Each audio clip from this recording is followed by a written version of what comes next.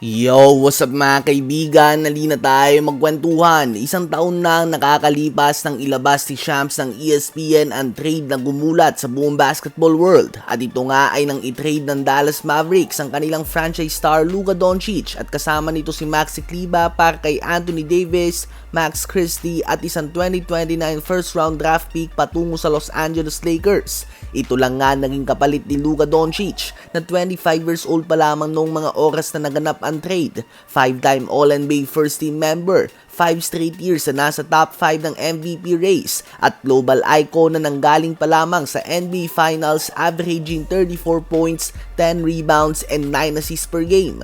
Si Anthony Davis ay inulan nga ng injuries at naglaro lamang ng 31 games para sa Dallas Mavericks at ngayon nga ay trinade nila ito para kay Chris Middleton na laos na at may expiring contract, kay AJ Johnson na may average na 2 points per game, kay Malachi Branham na nagtatala ng 4 points per game, at si Marvin Bagley na isa sa mga biggest bust sa recent history.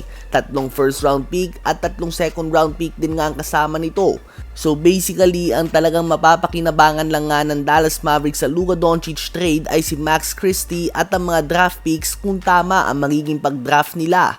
Sinasabi nila na nakuha naman nila si Cooper Flagg, subalit pure luck o swerte lang nga ito at hindi parte ng trade. Kung yung trade lang nga ang pag-uusapan, this will go down as one of the worst trades in NBA history.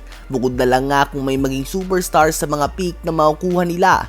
Ngayon nga ang Mavs ay mag-uumpisa na ng rebuild nila around Cooper Flagg na nag-average ng 39.7 points, 10.3 rebounds and 4.7 assists per game at may kasama din nga yan ng 1.3 steals per game on 58% shooting sa field and 46% shooting sa 3-point line sa kanyang last 3 games. Mabuti na lang nga talaga at magaling si Cooper Flagg, ang youngest player sa NBA ngayon, dahil kung hindi ay tiyak nga na sobra talagang maiinis ang fanbase ng Mavs sa ginawa nilang trade kay Luka Doncic. Ano ba masasabi nyo tungkol dito? Habang opisyal na din ngang natapos ang Jonathan Kuminga drama sa Golden State Warriors dahil na-trade na nila ito kasama si Buddy Hield patungo sa Atlanta Hawks kapalit si Kristaps Porzingis na bibihira maglaro ngayong season. Mahusay pa din nga si KP, subalit sa 51 games ng Hawks ngayong season, 17 games pa lamang na ilalaro niya dahil sa mga injuries at nag-average siya ng 17 points in 24 minutes per game. So ang mga binitawan nga ng Celtics sa sila Al Horford at Kristaps Porzingis ay parehong sinalo ng Warriors. Bukod dyan ay trinade din nga ng Warriors si Trayce Jackson Davis sa Toronto Raptors para sa isang second round pick lamang. Dahil sa pag-trade nga ng Warriors kay Kuminga at Jackson Davis, sobrang bumagsak na nga ang tsansa nila kay Giannis dahil malaking parte nga si Kuminga ng kanilang trade offer. Hindi imposible na makuha pa din nila si Giannis, subalit sa ngayon nga ay lumiliit talaga ang tsansa nila mga kaibigan.